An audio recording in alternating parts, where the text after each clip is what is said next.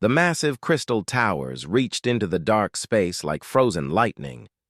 Each one stood taller than most mountains, glowing with a soft blue light that never dimmed. These were the gates that connected the galaxy together, allowing ships to travel between star systems in the blink of an eye. The Zephyrian hegemony had controlled these gates for 3,000 years.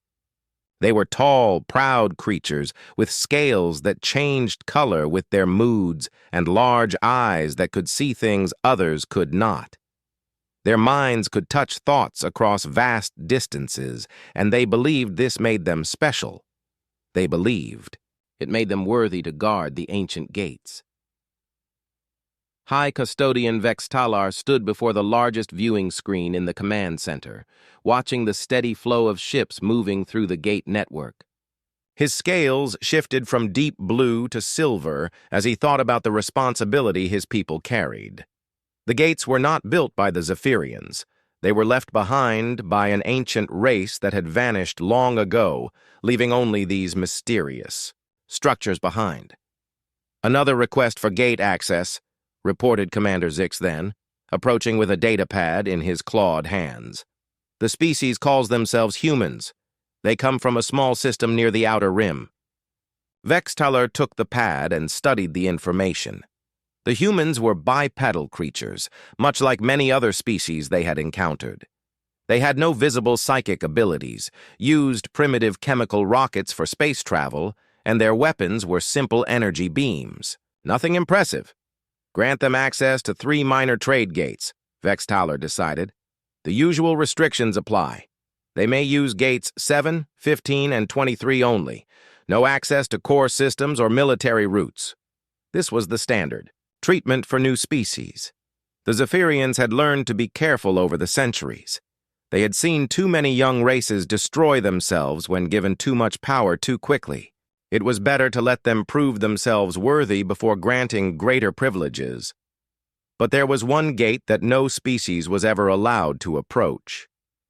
In the heart of Zephyrian space stood the Forbidden Gate, a massive structure of black crystal that pulsed with angry red and purple light. Unlike the other gates that hummed with steady energy, this one seemed to writhe and twist, as if something dark lived within its depths. The space around the Forbidden Gate was a graveyard. Hundreds of ships from dozens of species floated there, their crews long dead, their hulls twisted into impossible shapes. Some vessels looked like they had been turned inside out. Others seemed to phase in and out of reality, never quite solid, never quite gone. Vextalar had seen the records of what lay beyond that gate. His ancestors had sent their bravest explorers through it, back when the hegemony was young and foolish.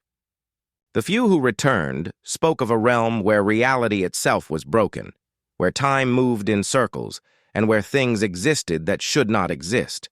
They called it the Nexus Void, and they declared it forbidden to all. The survivors of those early expeditions had all gone mad within months of their return. They spoke of vast cities that built themselves, of machines that thought with minds too large for any single being to understand, and of experiments that had torn holes in the fabric of space itself. The gate builders, they claimed, had destroyed themselves, trying to become something more than what they were. "Sir," Zix then interrupted his thoughts. "The human ambassador has arrived for the formal greeting ceremony." Vextaler straightened his formal robes and made his way to the reception hall. The room was designed to impress visiting species with its high ceilings, flowing waterfalls, and holographic displays showing the might of the Zephyrian fleet. Most ambassadors were suitably awed by the display. The human who entered was smaller than Vextalar had expected. She had dark skin, short, gray hair, and wore a simple blue uniform with no decorations. Her name was Ambassador Chen, according to the files, and she moved with a quiet confidence that seemed oddly familiar. "Welcome to Zephyrian space," Vextalar said, his voice carrying the formal weight of 3 millennia of tradition. "I am High Custodian Vextalar, guardian of the Gate Network and protector of galactic peace. Ambassador Chen bowed politely. Thank you for granting us access to your Gate Network, High Custodian. Humanity is honored to join the galactic community. You understand the restrictions, Vextaler continued. 3 gates only, for trade and peaceful exploration. Any attempt to breach these limits will result in the immediate revocation of your privileges. Of course, Chen replied, though I am curious about the Gate Network itself. The engineering must be remarkable. How do they function? What power source drives them? Vextaler's scales flickered with mild annoyance. Most species asked about trade routes and profit margins. Few showed interest in the technical aspects of the gates. The gates respond to psychic energy, he explained. Only those with mental, discipline, and spiritual purity can operate them safely. This is why we must carefully screen all users. Chen nodded thoughtfully. Fascinating. And the large black gate we passed on our way here? It seemed different. The temperature in the room seemed to drop. Vextalar's scales turned dark red, a clear sign of agitation. That gate is forbidden to all. It leads to a realm of madness and death. No ship has ever returned safely from beyond its threshold. You will stay far away from it if you value your lives. Understood, Chen said, but there was something in her eyes that made Vextaler uncomfortable. It was the look of someone who had just been told about something very interesting. The meeting concluded with the usual formalities. Trade agreements were signed, communication protocols were established, and the humans were officially welcomed as a client species of the hegemony. Chen thanked the High Custodian for his time and departed with her small delegation. But as Vextalar watched the human shuttle disappear into the distance, he felt a strange unease. There had been something in the way Chen looked at him when he mentioned the Forbidden Gate. It reminded him of the expression his own people wore when they discovered a new puzzle to solve. He dismissed the feeling. Humans were just another young species, limited by their lack of psychic ability and primitive technology. They would follow the rules like all the others, content to trade goods and explore the few systems allowed to them. The Forbidden Gate would remain safely sealed, its terrible secrets locked away from those too weak to comprehend them. In the weeks that followed, human ships began appearing at the designated gates. They were crude vessels by Zephyrian standards, built of metal and ceramic rather than living crystal, powered by fusion reactors instead of psychic energy. Their crews were polite and followed all protocols, conducting their business efficiently and causing no trouble. But reports began filtering back from the gate stations. Human ships were scanning the gate structures extensively, their sensors, probing every surface and energy pattern. When questioned, the humans claimed they were simply trying to understand the technology better, to improve their own navigation systems. Some gate operators reported seeing human engineers taking detailed measurements of the crystal formations. Others mentioned finding small devices attached to gate control systems, devices the humans claimed were monitoring equipment for safety purposes. All very reasonable explanations, but they added up to something that made Vextaler increasingly uncomfortable. The humans were studying the gates with an intensity that no other species had ever shown. They approached the ancient technology not with reverence or fear, but with the calculating gaze of engineers looking at a problem to be solved. And problems, Vextaler knew, were things that humans seemed very good at solving. Dr. Elena Vasquez floated in zero gravity, her tools spread around her like a metallic constellation. She was inside the housing of Gate 15, the largest of the 3 gates humans were allowed to use. Her team had been working for 6 straight hours, mapping every crystal formation and energy conduit they could reach. "Elena, you need to see this," called her assistant, Dr. James Park, from across the chamber. He was holding a scanner that beeped rapidly as he moved it along one of the smaller crystal formations. Elena pushed off from the wall and drifted over to him. The scanner's display showed energy patterns that made no sense according to everything the Zephyrians had told them about gate technology. "These aren't psychic resonance patterns," Elena said, studying the readings. "This is quantum entanglement. On a massive scale. The crystals aren't responding to mental energy at all. They're creating paired particle states across galactic distances." James looked confused. "But the Zephyrians said only psychics can operate the gates. They've been controlling them for thousands of years." "Maybe they're wrong about how their own technology works," Elena replied. "Or maybe they're not telling us the whole truth." For 3 months, Elena's team had been studying the gates whenever they could get permission. Each discovery made the official Zephyrian explanation seem less likely. The gates didn't need psychic energy to function. They needed precise quantum calculations and exact frequency matching. The Zephyrians had simply evolved the ability to perform these calculations, instinctively with their minds, but humans could do the same thing with computers and machines, maybe even better. Elena activated her communication device. "Team Alpha, this is Elena. I need you to run Test Protocol 7. Across the gate chamber, 3 other researchers began working at a control panel they had built from human technology. It was a crude-looking device compared to the elegant Zephyrian interfaces, but it was designed to communicate with the gate using pure mathematical principles rather than mental commands. "Initiating quantum frequency scan," reported Dr. Sarah Kim. "Looking for entanglement markers in the primary crystal matrix." The gate began to hum more loudly.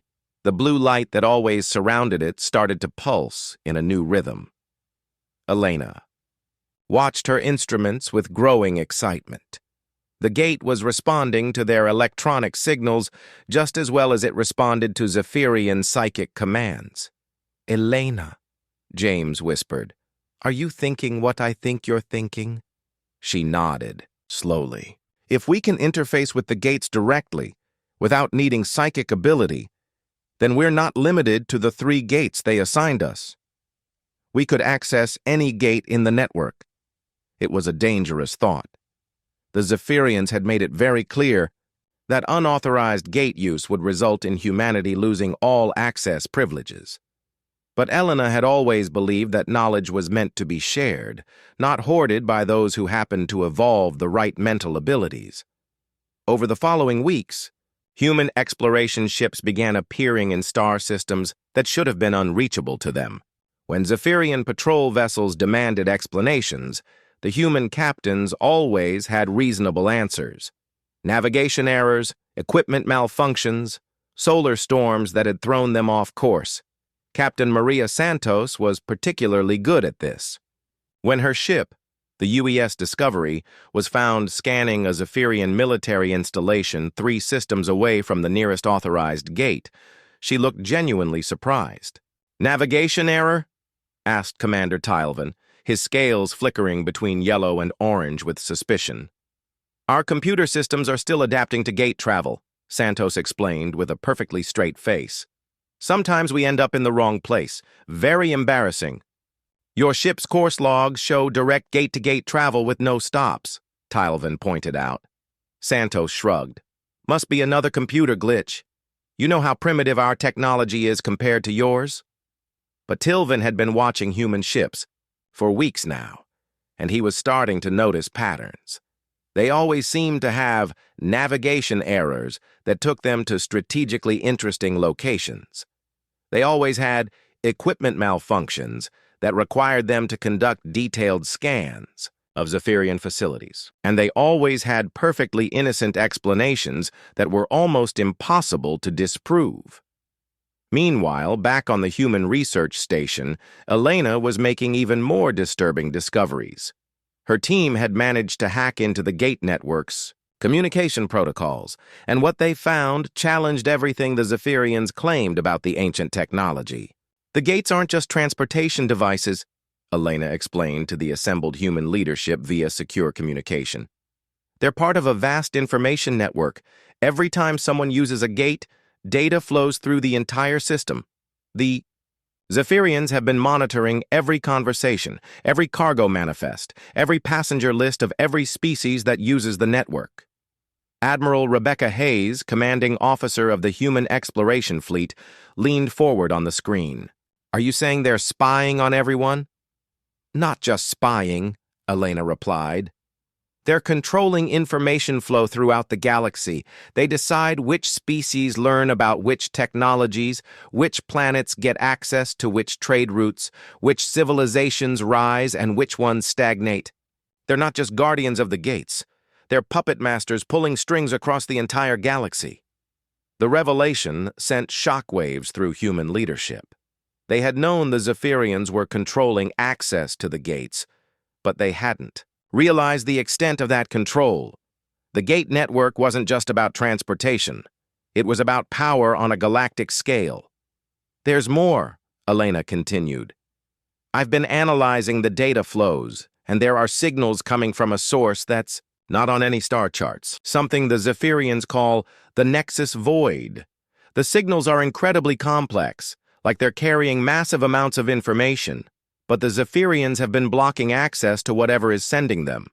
Admiral Hayes was quiet for a long moment. "Are you talking about the Forbidden Gate?" "I think so. And I think the Zephyrians have been lying about what's on the other side." The meeting ended with new orders for all human ships. "Continue the exploration program, but be more careful about getting caught. Gather as much information as possible about the gate network and Zephyrian control systems. And most importantly, find out what the Zephyrians were really hiding behind the Forbidden Gate." Captain Santos was given a special assignment. Her ship was equipped with Elena's latest quantum interface technology and sent to conduct long-range scans of the Forbidden Gate from a safe distance. What she found there made her call for an immediate conference with human leadership. "The gate isn't dead," she reported. "It's not some dangerous relic like the Zephyrians claim. It's active, but it's being suppressed somehow. There are artificial barriers around it, both physical and electronic. The Zephyrians aren't protecting us from the gate. They're protecting the gate from us." Admiral Hayes studied the scan data Santos had transmitted. The Forbidden Gate was surrounded by a massive fleet of Zephyrian warships, sensor buoys, and what looked like jamming equipment. It was the most heavily defended location in known space. Why would they guard a dead gate so heavily? Hayes wondered, aloud. Elena had been thinking about the same question. Because it's not dead. Because whatever is on the other side is something they don't want anyone else to find. And because they're afraid that if other species learn the truth about the gates, their whole empire of control will come crashing down. The humans began to plan. If the Zephyrians were hiding something important behind the Forbidden Gate, then humanity needed to find out what it was, not just for curiosity's sake, but for the sake of every species that had been kept ignorant and controlled by Zephyrian manipulation. But getting past the most heavily defended location in the galaxy would require more than just clever navigation, errors, and innocent explanations. It would require the one thing humans had always been good at, doing the impossible when everyone said it couldn't be done. The question wasn't whether they could reach the Forbidden Gate.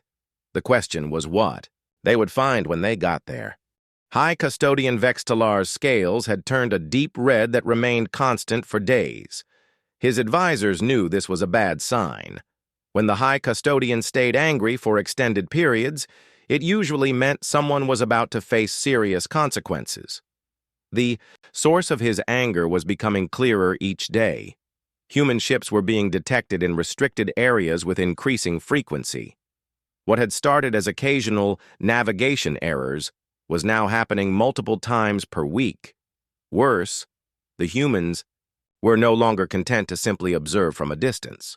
They were actively scanning Zephyrian installations, probing gate control systems, and asking uncomfortable questions about technologies that had been classified for millennia. "Show me the latest reports," Vextalar demanded. Commander Zix then activated the holographic display. Red markers appeared throughout Zephyrian space, each one representing a human vessel that had been found where it shouldn't be. In the past month, we have intercepted human ships in 47 restricted systems, Zix then reported. They claim mechanical failures, but our technical analysts believe they are using some form of advanced gate manipulation technology. Advanced? Vextalar's voice carried a dangerous edge. They are a primitive species with no psychic abilities. How could they possibly develop advanced gate technology? We don't know, sir, but some of our gate operators have reported unusual energy signatures when human ships pass through. The patterns are different from what we expect. The holographic display shifted to show energy readings from various gates. The normal Zephyrian patterns were smooth and flowing, like mental thoughts made visible.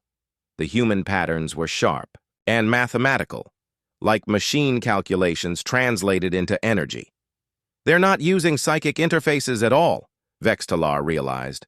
They found another way to control the gates. This was more than just troubling. It was potentially catastrophic.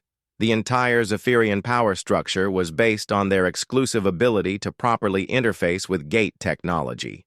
If other species learned that psychic ability wasn't necessary, if they discovered that the gates could be controlled through purely technological means, then the hegemony's 3,000-year reign would end overnight. But the worst news was yet to come. Sir, Zix then said carefully, we have detected human vessels conducting long-range scans of the Forbidden Gate perimeter. The temperature in the command center seemed to drop. Every Zephyrian present felt their scales tighten with instinctive fear. The Forbidden Gate was not just restricted territory, it was forbidden for the safety of all sentient life in the galaxy. How close? Vextalar asked in a voice like grinding stone. They maintain distance outside our patrol perimeter, but their scanning equipment appears to be more sophisticated than we initially assessed. They may have gathered significant data about the gate's energy signatures. Vextalar closed his large eyes and tried to calm himself. The humans didn't understand what they were playing with. The Forbidden Gate wasn't just another transportation device. It was a gateway to horrors that had destroyed the most advanced civilization the galaxy had ever known. The gate builders had been powerful beyond imagination, capable of manipulating space and time itself, and they had all died screaming. Summon. The human ambassador, Vextalar ordered. Immediately! Ambassador Chen arrived within hours, her small shuttle docking with the Hegemony command station without fanfare. She entered the audience chamber with the same calm confidence she had shown during their first meeting, seemingly unaware of the fury radiating from every Zephyrian present. High Custodian, she said with a polite bow. You asked to see me? Your ships have been violating the boundaries of restricted space, Vextalar stated without preamble. This ends now. Chen's expression didn't change. I'm not aware of any violations. If our navigation systems have been experiencing errors, I apologize. As I mentioned before, we're still adapting to gate travel. Do not insult my intelligence, Vextalar's voice boomed through the chamber. Your ships have been conducting systematic scans of classified installations. Your crews have been probing gate control systems that are forbidden to all client species, and now you have dared to approach the Forbidden Gate itself. For the first time, Chen's calm facade showed a crack. Her eyes sharpened with interest. The Forbidden Gate? That's the large black structure we observed on our arrival, correct? What makes it so dangerous? Vextalar's scales rippled with colors of rage and fear. You will not ask questions about things that could destroy your entire species. The gate leads to the Nexus Void, a realm where reality itself is broken. The civilization that built the gates conducted experiments there that drove them all to madness and death. The psychic echoes alone have killed thousands of my people over the centuries. Chen listened to this explanation with the focused attention of someone hearing something very important. Experiments? What kind of experiments? The kind that should never be repeated, Vextalar snapped. The gate builders tried to transcend the normal limits of space and time. They built machines that could think faster than any biological mind. They created technologies that could manipulate the fundamental forces of reality, and in the end, they all died screaming as their creations turned against them. How do you know all this if the gate is forbidden? Because my ancestors were foolish enough to send expeditions through it in the early days of our guardianship. The few who returned brought back recordings of vast cities that built themselves, of machines that spoke with voices too large for any single mind to comprehend, of experiments that had torn holes in the fabric of existence itself. Every survivor went insane within months. Chen nodded thoughtfully. And you believe this realm is still dangerous? I know it is dangerous. The gate pulses with chaotic energy that responds to no known technology. Ships that approach too closely are twisted into impossible shapes.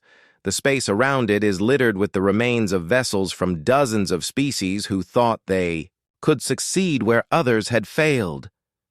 Fascinating, Chen murmured. The single word sent a chill through every Zephyrian in the room. It was not the response of someone who had been properly warned about mortal danger. It was the response of someone who had just been told about something that might be worth investigating. You will guarantee that no human vessel will approach the forbidden gate, Vextalar demanded. You will cease all unauthorized scanning of restricted facilities. You will confine your activities to the 3 gates originally assigned to your species. If you do not agree to these terms immediately, all human access to the gate network will be revoked. Chen was quiet for a long moment, considering the ultimatum. When she finally spoke, her voice carried a tone that made Vextalar's skin crawl. Hi. Custodian, I appreciate your concern for our safety. However, humanity has a saying, forbidden fruit tastes the sweetest. We've never been very good at staying away from things just because someone told us they were dangerous. Then you are all fools who will die for your curiosity. Perhaps, Chen agreed. But we've found that most warnings about forbidden knowledge come from people who want to keep that knowledge for themselves. And we've found that the most interesting discoveries are usually hiding behind the most emphatic warnings. Vextalar felt his control slipping. The human was not responding to threats or warnings the way other species did.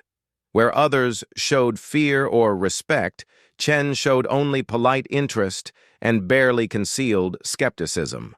I will deploy our entire fleet to defend the Forbidden Gate if necessary, he warned. Any ship that approaches will be destroyed without warning. Chen smiled, and the expression was somehow more unsettling than any threat could have been. Are you certain your fleet is sufficient to stop us, High Custodian? You have 3 ships and primitive weapons, Vextalar snarled. We have 1,000 vessels equipped with weapons that can tear planets apart. That's very impressive, Chen replied, but you're assuming we would approach your blockade in a way you can see coming. The words hung in the air like a poison cloud. Vextalar stared at the small human ambassador, trying to understand what she meant. How could they approach unseen? Human ships were loud, crude things that showed up on sensors from light years away. You're bluffing, he said finally. Chen's smile widened. Am I? Tell me, High Custodian, in all your centuries of guarding the gates, have you ever encountered a species that could manipulate quantum entanglement without psychic ability?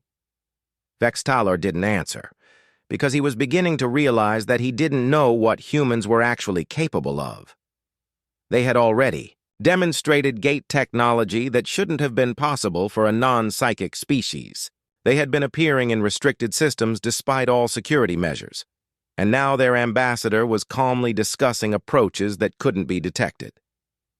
I'll give you some time to consider our position, Chen said, standing to leave. But I should mention that human curiosity is not easily deterred. The more you tell us something is forbidden, the more interesting it becomes. And the more you threaten us to stay away, the more certain we become that you're hiding something worth finding. She paused at the door and turned back with that unsettling smile. Oh, and High Custodian? You might want to check your sensor readings. The Zephyrian fleet around the Forbidden Gate was the most impressive military formation in galactic history. Over 200 warships arranged in perfect defensive patterns, their weapons trained on empty space, their sensors scanning every possible approach route. High Custodian Vextalar had positioned his command vessel at the center of the formation, determined to personally oversee the destruction of any human ship foolish enough to challenge his authority. For 3 days, the fleet maintained perfect vigilance. Every sensor sweep came back clean. Every patrol route was clear. The humans seemed to have taken his warning seriously after all. Then the alarms began screaming. "Gravitational distortion detected!" shouted the sensor operator, his scales flashing bright yellow with panic. "Massive energy surge bearing 27 Mark 5. Vextalar spun toward the main display, expecting to see the crude human ships approaching from the edge of sensor range. Instead, he saw something that made his blood freeze in his veins. The space directly inside the defensive perimeter was bending. Reality itself seemed to be folding in on itself like paper being crumpled by an invisible hand. Energy readings spiked beyond anything the sensors were designed to measure. "What is that?" Vextalar demanded. "Unknown, sir. The distortion is expanding. It's creating some kind of spatial anomaly." And then, impossible as it seemed, a human ship materialized. From nothing. Not emerging from hyperspace, not decloaking from stealth technology, but actually appearing from empty void, as if it had been there all along and the universe had simply forgotten to notice it until now. The vessel was larger than the crude human. Ships they had seen before, sleek and angular with hull plating that seemed to shift and flow like living metal. Along its sides, energy conduits pulsed with the same red and purple light that surrounded the Forbidden Gate itself. "How did they get inside our perimeter?" Vextalar roared. "They didn't, sir," the sensor operator replied in a shaking voice. "They came from somewhere else entirely. The spatial distortion reading suggests they approached through folded space-time. The human ship broadcast a message on all frequencies." The voice was calm and professional, with just a hint of excitement that made every Zephyrian listener want to flee. "Zephyrian Fleet, this is Captain Sarah Morrison of the UES Prometheus. Thank you for the warning about reality distortions, High Custodian. We found your concerns quite educational." Vextalar grabbed the communication controls with claws that shook with rage. "Human vessel, you will halt immediately and prepare to be boarded. You have violated the most sacred prohibition in galactic law." "With respect, High Custodian," Morrison replied, "we don't recognize the authority of anyone to declare knowledge. Forbidden. We've come to learn what you've been hiding." The Prometheus began moving toward the Forbidden Gate, accelerating smoothly through the defensive formation. Zephyrian warships moved to intercept, their weapons charging with deadly energy. "All ships, open fire," Vextalar commanded. The space around the Prometheus lit up with weapons fire. Energy beams that could melt asteroid hit the human ships. Hull and simply stopped. The beams didn't bounce off or get absorbed. They hit the hull and ceased to exist, as if the space around the ship was somehow different from normal space. "Impossible," whispered Commander Zix then. "Our weapons have no effect." The Prometheus continued its approach to the Forbidden Gate, apparently unharmed by the concentrated fire of the entire Zephyrian fleet. As it drew closer to the massive black structure, something unprecedented began to happen. The chaotic red and purple energy that had surrounded the Forbidden Gate for millennia began to stabilize. The angry, writhing patterns smoothed into steady pulses. The gate itself, which had always been an ominous black void, began to show depth and structure as if it were becoming transparent. "Captain Morrison," Vextalar transmitted, his voice carrying a desperation he had never felt before.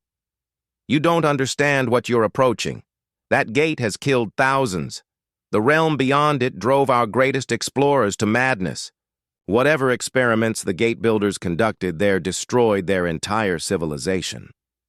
Morrison's reply came back with barely contained excitement. "Hi, Custodian. We've been monitoring your transmissions for months. We know exactly what we're approaching, and we think you've been wrong about what's on the other side." The Prometheus reached the gate's event horizon. Instead of being torn apart by chaotic energies or twisted into impossible shapes like every other ship that had approached too closely, it caused the gate to respond in a way no Zephyrian had ever seen. The Forbidden Gate came fully online. The black crystal structure became completely transparent, revealing not the swirling void of madness the Zephyrians expected, but a vast complex of interconnected structures that stretched beyond the horizon. Cities that moved and grew as they watched, machines the size of planets working in perfect harmony, and in the distance, barely visible but unmistakably there, other ships moving between structures with purpose and intelligence. Nexus Control. "This is Captain Morrison," the human transmitted. "The gateway is responding to our approach. We're reading massive infrastructure on the other side. Active installations. The gate builders didn't go extinct. They've been waiting." Through the transparent gate, shapes began moving toward them. Not the twisted horrors the Zephyrians had expected, but sleek vessels that seemed to be built from light itself. As they approached the gate from the other side, the Prometheus received a transmission on frequencies that shouldn't have been possible to generate. The message was in perfect human English. "Welcome, problem solvers. We have been waiting for someone with your particular approach to impossible situations. Please proceed through the gateway when ready. We have much to discuss." Vextalar stared at the display in complete shock. The Forbidden Gate, the source of terror that had shaped Zephyrian policy for 3,000 years, was greeting the humans like old friends. The realm that had driven Zephyrian explorers insane was speaking to humans in their own language. "How?" he whispered. Captain Morrison's voice crackled through the communication system one more time before the Prometheus began moving through the gate. "Hi, Custodian, you were right about the psychic echoes, but you misunderstood their purpose. They weren't warnings. They were compatibility tests. The gate builders have been screening potential contact species for millennia, waiting for a race that could think beyond the limitations of their own evolution." The truth hit Vextalar like a physical blow. The psychic echoes that had driven his people mad weren't random emanations from a dead civilization. They were deliberate tests, designed to identify minds that could approach problems without preconceptions. The Zephyrians, with their powerful psychic abilities, had approached the gate with ingrained assumptions about how it should work. They expected mental interfaces, spiritual harmony, and psychic communion. When they encountered technology that operated on pure logic and mathematical principles, their minds couldn't adapt. But humans had no such preconceptions. They approached the gate as engineers, not mystics. They saw it as a puzzle to be solved, not a spiritual artifact to be revered. And most importantly, they refused to accept impossible as a final answer. The gate builders weren't destroyed by their experiments, Morrison continued as the Prometheus crossed the threshold into the other realm. They succeeded. They transcended the normal limitations of space and time. They've been waiting in a pocket dimension for a species with the right combination of curiosity, adaptability, and stubborn refusal to accept arbitrary limits. Through the transparent gate, the Zephyrian fleet watched as the Prometheus was welcomed by vessels of impossible beauty and complexity. Lightships that seemed to be made of pure energy danced around the human vessel in patterns that spoke of joy and celebration. They chose us, Vextala realized, not because we were the most powerful or the most advanced, but because we were the most stubborn. The Forbidden Gate began to pulse with new patterns of light. Other gates throughout. The network started responding, their blue glow shifting to the same red and purple energy that now flowed smoothly around the central structure. The entire gate network was coming alive in ways the Zephyrians had never imagined possible. "Sir," Zix then reported in a stunned voice, "we're detecting new gate signatures throughout the galaxy, dozens of them, structures we never knew existed. are powering up and becoming visible. The gate builders hadn't just created a transportation network. They had built a vast infrastructure spanning multiple dimensions, accessible only to minds that could approach their technology without fear or preconceptions. For 3,000 years, the Zephyrians had been guarding not a dangerous relic, but the key to the greatest discovery in galactic history, and they had handed that key to the humans simply by trying to keep them away from it. As more human ships began appearing from hidden dimensions, materializing inside the defensive perimeter through methods the Zephyrians couldn't begin to understand, Vexitaler finally grasped the full scope of what had happened. The humans hadn't overcome the Zephyrian blockade. They had bypassed it entirely by learning to use the true capabilities of the gate network. They hadn't forced their way past the defenders of the Forbidden Gate. They had been invited to pass by the very beings the Zephyrian fleet hung motionless in space, their weapons silent, their crews staring in amazement at what lay beyond the now transparent Forbidden Gate. Through the crystalline portal, they could see a realm that defied everything they thought. They knew about the universe. Cities that stretched across continents moved and reshaped themselves as they watched. Structures that seemed to be built from pure mathematics rose and fell according to patterns too complex for biological minds to fully grasp.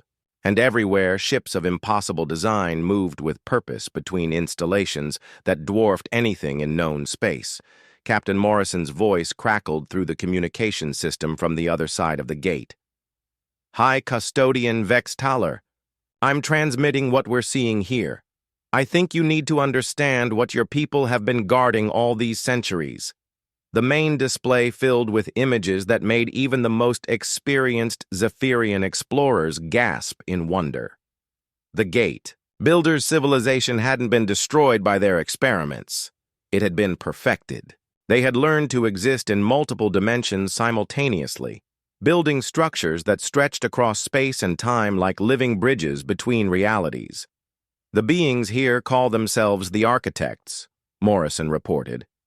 "They've been waiting for a species that could approach their technology without the limitations of evolutionary preconceptions. They say the psychic echoes your people experienced weren't random emissions. They were tests." An image appeared on the screen, showing massive crystalline structures that pulsed with the same energy as the gates. These weren't ruins or abandoned experiments. They were active installations, tended by beings of pure energy who moved between dimensions as easily as walking through doorways. Every species that evolved psychic abilities approaches their technology with the same assumptions, Morrison continued. You expect mental interfaces, spiritual connections, harmony between mind and machine. But the architects built their technology on pure logic and mathematical principles. When psychic species try to interface with their systems, the contradiction between expectation and reality creates a feedback loop that damages the mind. Vexitaler felt his understanding of 3,000 years of history crumbling around him. The madness that had claimed Zephyrian explorers hadn't been caused by exposure to horrors beyond comprehension. It had been caused by their own minds rejecting technology that worked differently than they expected. Humans don't have that problem, Morrison explained. We approach unknown technology as engineers, not mystics. We don't have preconceptions about how things should work based on our evolutionary gifts. We just try to figure out how they actually do work. Through the gate, more human ships were arriving. Not the crude vessels the Zephyrians had grown accustomed to seeing, but sleek craft that seemed to incorporate architect technology into their designs. They moved through space in ways that suggested mastery of physics the Zephyrians had never imagined. The architects have been waiting for millions of years, Morrison continued. They knew that eventually evolution would produce a species with the right combination of curiosity, adaptability, and stubborn refusal to accept arbitrary limitations. They designed the gate network as a test, knowing that only the right kind of minds would be able to unlock its true potential. One of the energy beings approached the communication array. When it spoke, its voice seemed to come from everywhere at once, carrying harmonics that spoke directly to the listener's understanding. "Guardians of the lesser gates," it said, addressing the Zephyrian fleet, "you have served your purpose well. For millennia, you have protected the network from species that were not ready for the full truth. But the time of guardianship is ending. The inheritors have arrived." Vextalar found his voice at last. "Inheritors? You mean the humans?" "We mean the problem solvers," the being replied. "Evolution rarely produces minds that can think beyond their own limitations. Most species become trapped by their own gifts, unable to imagine solutions that don't match their natural abilities. But occasionally, rarely, evolution creates a species that refuses to accept the impossible." The display showed scenes from throughout human history. Humans building flying machines despite having no wings. Humans diving to the deepest parts of their oceans despite having no gills. Humans traveling to space despite being evolved for life on a single planet. Again and again, humans had overcome natural limitations through pure, stubborn determination to find solutions. "Your species approached our technology with reverence and caution," the architect continued. "This is natural for beings who have evolved powerful mental gifts. You assumed the gates required psychic ability because that was how your minds worked. But these humans approached our technology with curiosity and skepticism. They tested. They experimented. They refused to accept our barriers as permanent. More human ships were emerging from dimensional folds that the Zephyrians hadn't even known existed. Each one incorporated more advanced technology, as if humanity was learning and adapting at an incredible rate." "How long have they known?" Vextalar asked. Captain Morrison answered from her position inside the architect realm. "We suspected something was wrong with the official story from the beginning. The energy patterns didn't match psychic emanations. The quantum signatures suggested technology far more advanced than anything we'd seen. But it was Dr. Elena Vasquez who figured out that the gates were compatibility tests." The display shifted to show Elena's research station, where human scientists were working alongside architect beings to unlock technologies that had been dormant for millennia. Gate after gate throughout the galaxy was coming online, revealing installations and capabilities that had been hidden for eons. The architects didn't retreat to another dimension because their experiments failed. Elena's voice joined the conversation. They retreated because they succeeded too well. They learned to manipulate space and time so completely that they could no longer interact safely with species that were still bound by normal physics. They've been waiting for a species advanced enough to learn from them, but flexible enough to adapt to their way of thinking. Vextalar watched as the galaxy transformed around him. Gates that had been simple transportation devices were revealing themselves as nodes in a vast network of computational power that spanned multiple dimensions. Planets that had seemed empty were showing signs of hidden installations that had been camouflaged for millions of years. "What happens to us?" he asked. "What happens to the hegemony?" The human response was surprisingly gentle. "Nothing happens to you that you don't choose." Ambassador Chen's voice joined the conversation as her ship appeared through a dimensional fold. "The architects don't conquer or control. They invite cooperation from those willing to learn. The galaxy is large enough for many different approaches to existence." But even as she spoke the diplomatic words, Vextalar could see the truth. The age of Zephyrian dominance was over, not because they had been defeated in battle, but because they had been obsoleted by progress. Humans weren't just accessing the gate network now. They were expanding it, improving it, and sharing it with other species who had been restricted by Zephyrian control. "The gates were never yours to control," the architect explained. "They were always meant to be shared. You became guardians because you were the first to find them and the first to develop the discipline necessary to use them safely. But guardianship was always meant to be temporary." Throughout the galaxy, species that had been limited to their Home systems for centuries were suddenly receiving invitations to join the expanded gate network. The artificial restrictions that had kept civilizations isolated and dependent on Zephyrian approval were dissolving like morning mist. "You could have been partners in this," Chen said. "If you had approached us with openness instead of suspicion, if you had shared knowledge instead of hoarding it, humans and Zephyrians could have worked together to unlock these secrets. But you chose to maintain control through secrecy and intimidation." Vextler felt the weight of 3,000 years of policy errors crushing down on him. The hegemony had been so focused on maintaining their position as gatekeepers that they had never considered the possibility that they were keeping themselves from the greatest discovery in galactic history. "What do we do now?" he asked quietly. "You learn," Morrison replied from the architect realm. "You adapt. You let go of the need to control everything and start participating in something bigger than any single species could accomplish alone."